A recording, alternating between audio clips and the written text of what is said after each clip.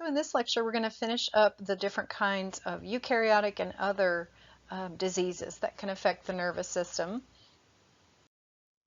We'll start with the fungal diseases. Recall that mycoses are fungal diseases, and most of the time fungal infections start with inhalation of the spores or the dried yeast cells. So this is going to start in the respiratory system, but it's going to use the bloodstream to find its way to the nervous system.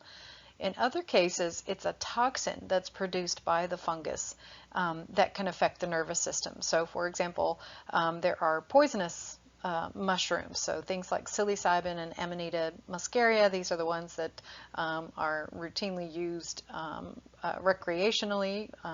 They're what we call the magic mushrooms or shrooms. However, we also know now that microdoses of some of these species of toxic mushrooms can actually be used therapeutically, and they're using some of those for antidepressants and a variety of other things. Fairly new research on that. But it can also, certain strains of fungi can also cause fungal meningitis. And this cryptococcal neoformans is basically the one that can cause fungal meningitis. So we call it cryptococcal meningitis. And so the organism here, you're talking about a yeast. And so these guys are going to be single-celled. They're named cryptococcal, as normally we think of coccus as the round bacteria morphology. But this one you can see these yeast cells are very round, and they're basically hidden, which is the crypto part of it. It's basically hidden behind a very thick capsule type structure. So again, typically capsules are on bacteria, but this fungus, this yeast cell, has that morphology as well. So that's where they get the naming for this. And so these fungi exist in the soil, just like most of the other ones that we've talked about, but there are some other conditions. So bird droppings have very high nitrogen levels, which is why this yeast can grow quite readily in places. Any soil or droppings that have a lot of nitrogen can contain this yeast in high concentration. And it turns out eucalyptus trees, which are of course native to Australia and New Zealand, but they've been moved to the United States and other parts around the world, so they're really an invasive species. But those trees actually are very good at soaking up water. And so places like Florida, where they want to dry up a swampy area so they could build, they moved in eucalyptus trees. Well, it turns out they're very invasive and they keep growing. And the sap of those trees is also a very good growth medium for these fungi. So we've seen higher number of cases in some places where you have invasive eucalyptus. So again, inhalation of the spores. So this would be an example of air transmission, which is vehicle transmission. Again, those cells will preferentially then infect nervous system cells. Once they get into the bloodstream, they can find their way to the nervous system.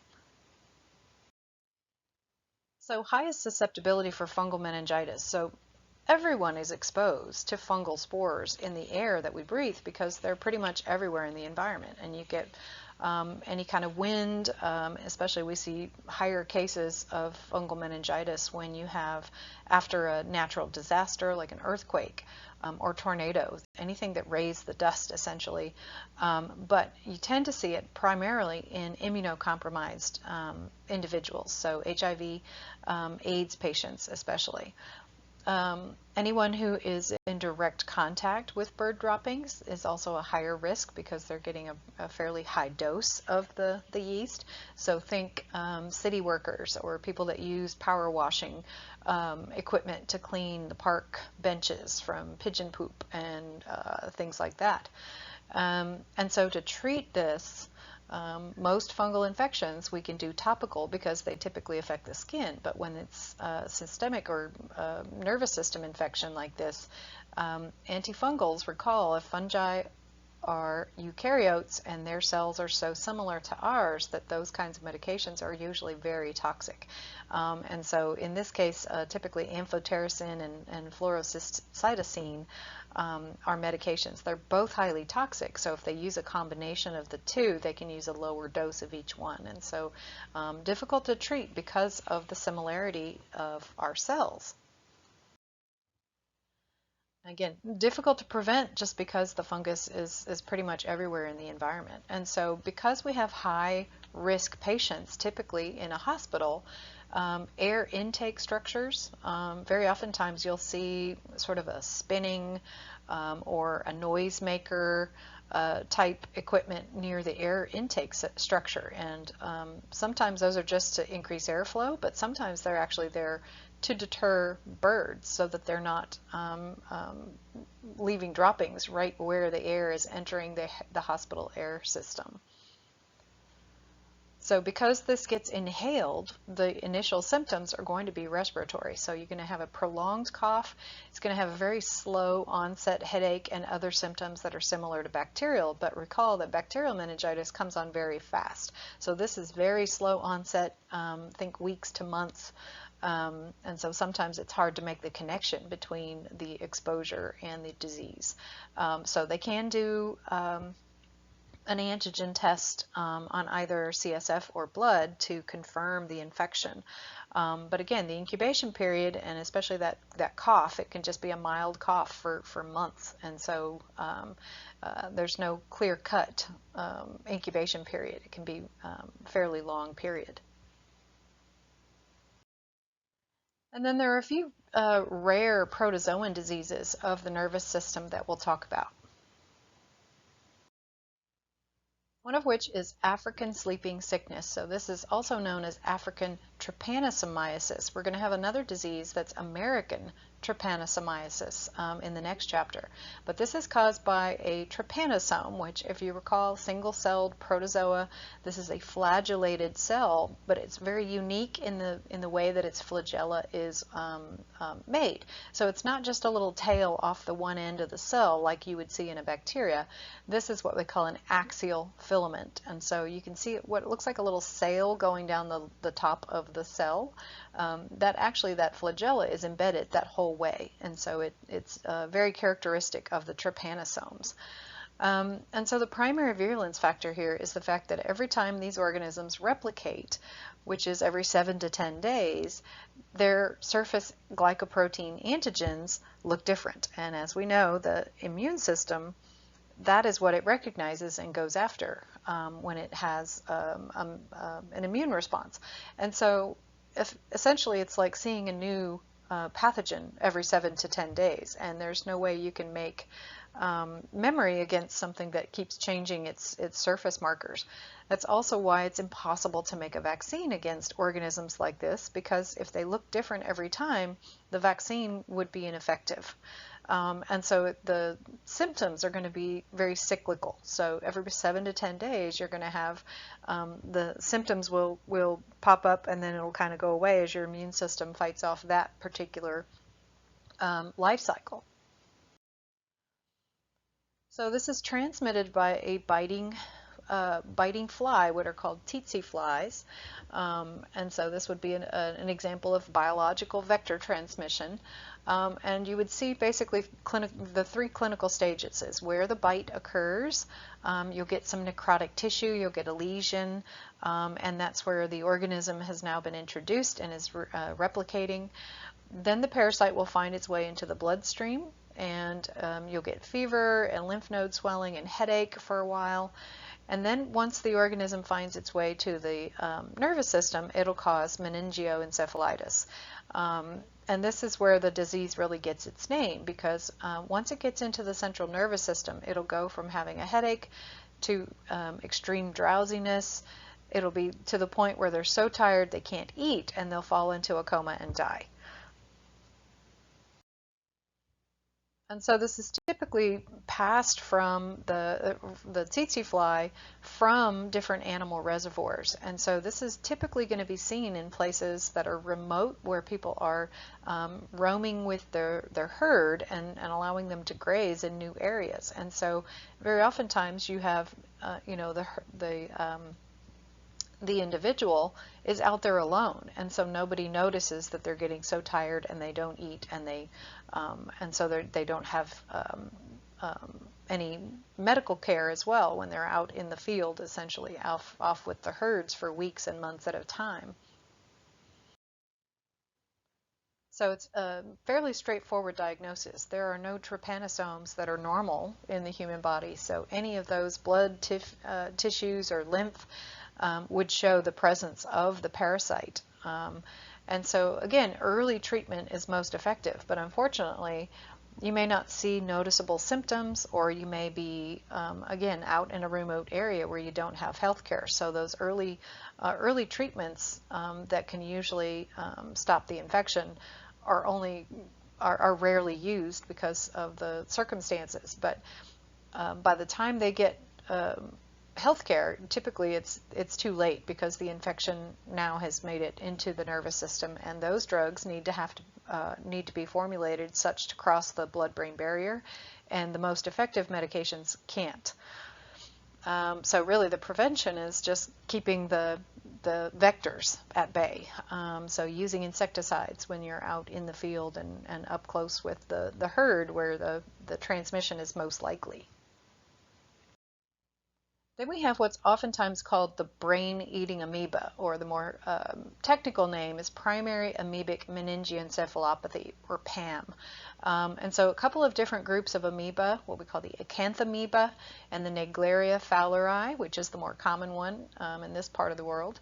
And both of them basically live in the water. They're amoeba. They require a water environment. But they can both live in natural water bodies or artificial water systems. So think a reservoir or a poorly chlorinated water treatment center, wells, things like that. And so in the image, it kind of looks like a little face, but basically that larger round structure is just an attachment structure where they can attach to tissues. And so signs and symptoms are going to be very similar to other forms of meningitis and encephalitis, but it's going to be even faster onset than some of the others. But there's also a very high fatality rate. As of the last time I checked the data, there's only about 130 cases known, and only 5 survivors out of that. So this has a very high mortality rate. And even if they do survive, typically there is permanent brain damage associated with these infections. So the transmission mode requires the organism finding its way into the nose and using the olfactory nerve to find its way to the brain. Some examples of this, and the most cases that have been documented, were when people were swimming and, for example, jumping into the lake and having that water being forced up the nose.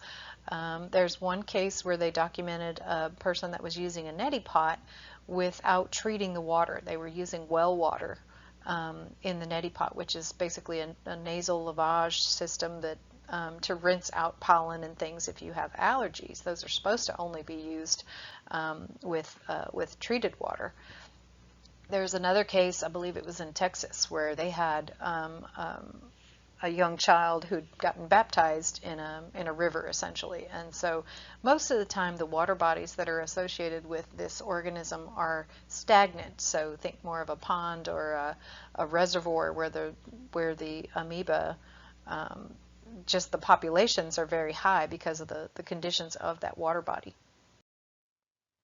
So again, treatment has only been effective in the few cases of survivors if they were started very, very early. So for example, I think the third out of those 5 survivors was actually a little girl here in Arkansas, in Benton. I believe her name was Kaylee Hardig, and she was swimming at a little park that had been turned into, or it was a natural riverbed that basically got dammed up so they could make a little water park. So it was a natural sand bottom sediment in this water body, and the amoeba, it was just a perfect place for the amoeba populations to overgrow. And The only reason she survived is because they noticed the symptoms right away and attempted not only to give her the drugs that we knew were successful, but also put her into a state of hypothermia very quickly, which inhibits the swelling of the brain. I believe she was the first patient they tried that with, and it was very effective. And the only reason they knew to do that was because, unfortunately, a little boy had died from that very same park the year before. So they knew that there was a risk. They made the link between that location and those symptoms very quickly. I believe she still had to go through quite a bit of therapy. She had, I believe, learned how to speak again and things like that. But if they hadn't started those within 24 to 36 hours of exposure, then those would not be effective. So prevention, just avoiding potentially contaminated water, especially when it goes up the nose, and especially late in the season when the water levels are low and when the water levels are, or when the water temperature is very warm. That's when those amoeba have come out of their cysts. So recall that in harsh conditions, protozoa can encyst, and they basically hide away in the cyst, and those cysts fall down into the soil and sediments, and can be there for years until conditions get warmer and allow them to come back to life and replicate. So that's why those kind of areas are high risk. So fortunately, in fact, I believe it was Kaylee and her family that sort of promoted the idea of turning that water park. They didn't want to shut it down. The family that runs the park, that was their livelihood. And so I believe it was she and her family that basically promoted them converting it from a swimming water park to a fishing park. And so now at least people can still enjoy the area and not have the risk of this disease. So recall from chapter 5, along with viruses, we studied prions. So because they do affect the nervous system, it's just wanted to remind you about those. But remember, prions are infectious proteins that basically cause what we call transmissible spongiform encephalopathies.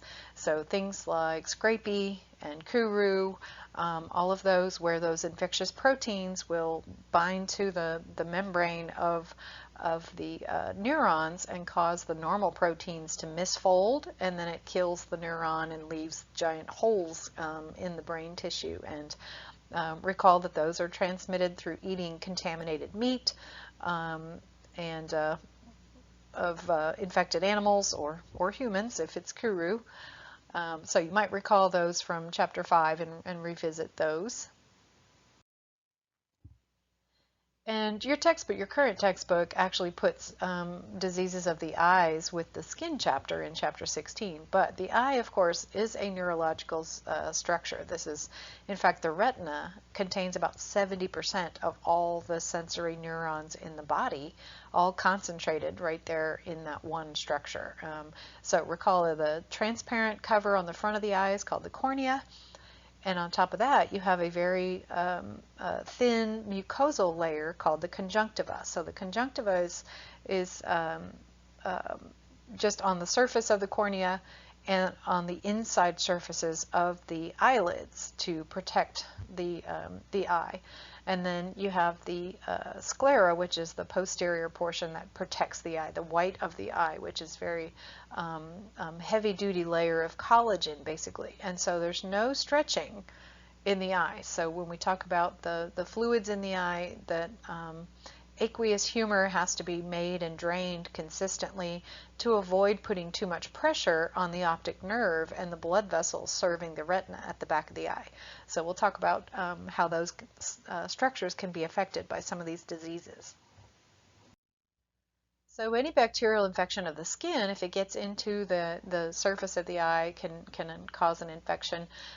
Many times as the newborn is passing through the birthing canal, it can be exposed to organisms that are living in the reproductive tract of the mother. Recall that we call a stye any infection of the sebaceous glands and the hair follicles along the edge of the eyelids. There's a group of infections, what we call ophthalmic neonatorum, which is basically inflammation of the conjunctiva and cornea potentially of newborns. So this is one of the, and it can be caused by a variety of different bacteria in the birth canal.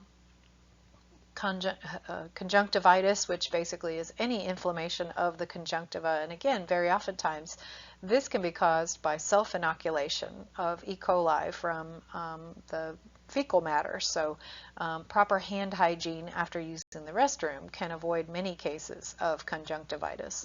But also recall we had Haemophilus influenzae, which was a bacteria that can cause meningitis.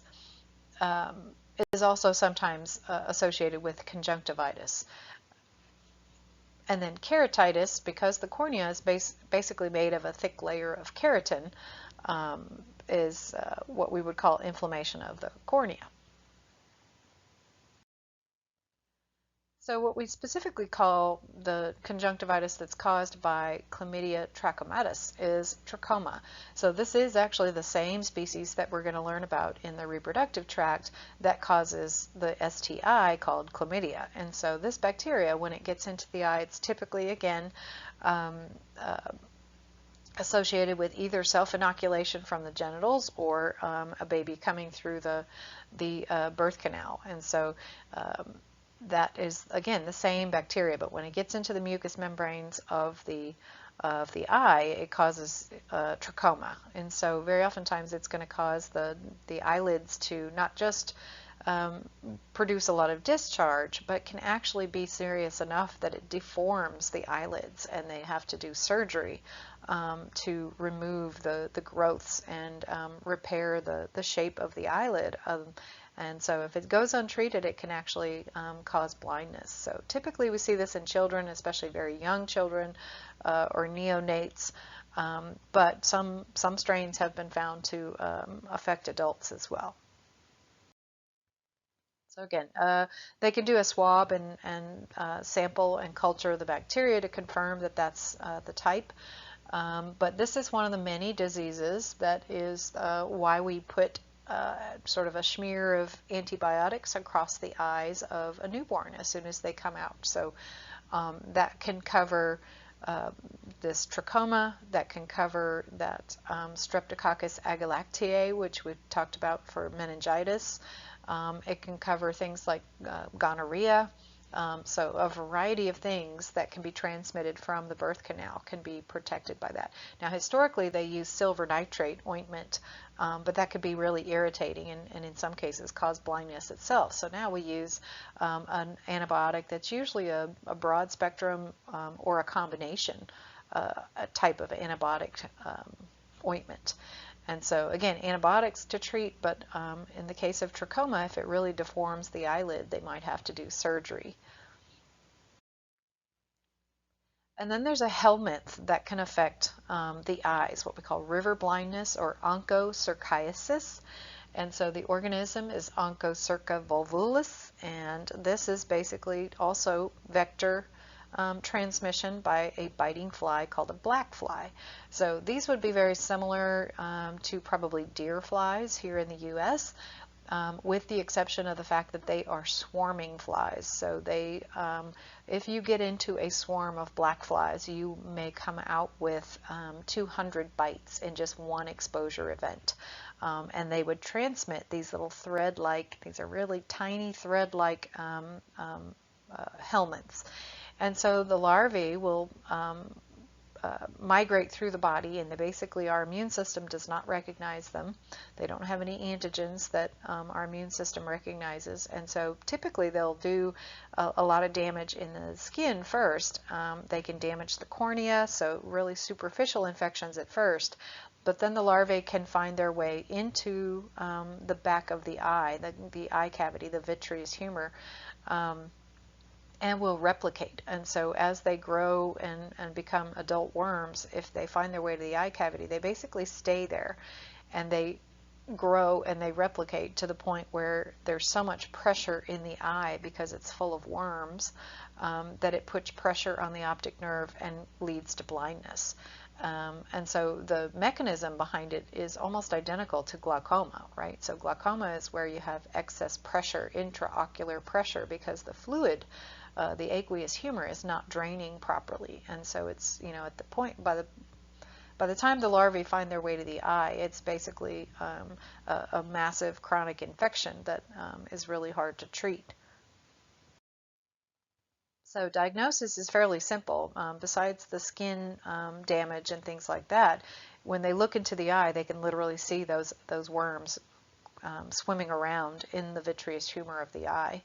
To confirm it, they can just take a snip of skin where they have the visual damage, and they could drop that down in some saline, and the worms, they'll basically crawl out. If the worms don't crawl out, they can do a PCR test, a DNA test, to confirm that that's the infection. Sometimes in the skin where the adult worms, if they didn't find their way to the eye, they'll make a little nodule under the skin, and they can take a snip of those and find the adult worms in that way as well. There are antibody tests, but these are only useful, for example, if you're a traveler to an area in the world where this is common, because most people, if they live in the area where these things are common, are going to have positive antibody tests. So, if they have a chronic or a previous infection, those antibody tests are really not going to be helpful.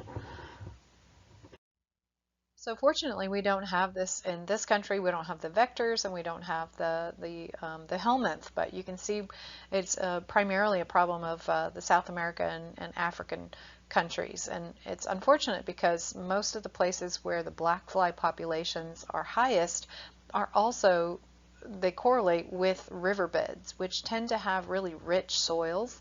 And so it's really unfortunate because in parts of the world where people are starving because they don't have crops, they can't farm and they can't ranch in places where those black flies are, because blindness is that common in those areas because of this disease.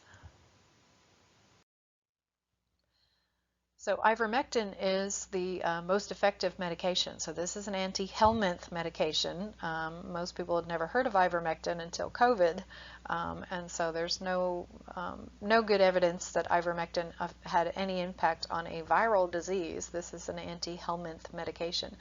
And so it is very effective against killing the worms. However, the adult worms can survive up to 15 years in a host. So you need annual treatment to get rid of the larvae as they migrate around the body. And so it just turns out that Merck, which is the company that makes ivermectin, in 1988 they made the decision to donate a lifetime supply to any resident in the areas where this is common, to try to get a handle on this very common cause of blindness around the world.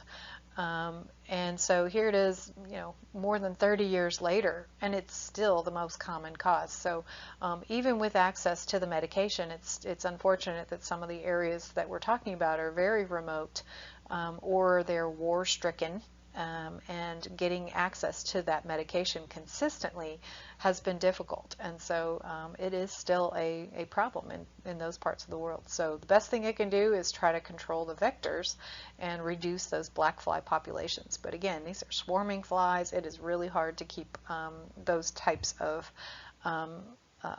organisms in check when you're talking about very remote areas. And they have been trying to make a vaccine for decades as well, because it is a serious problem in certain parts of the world, but it's not ready yet.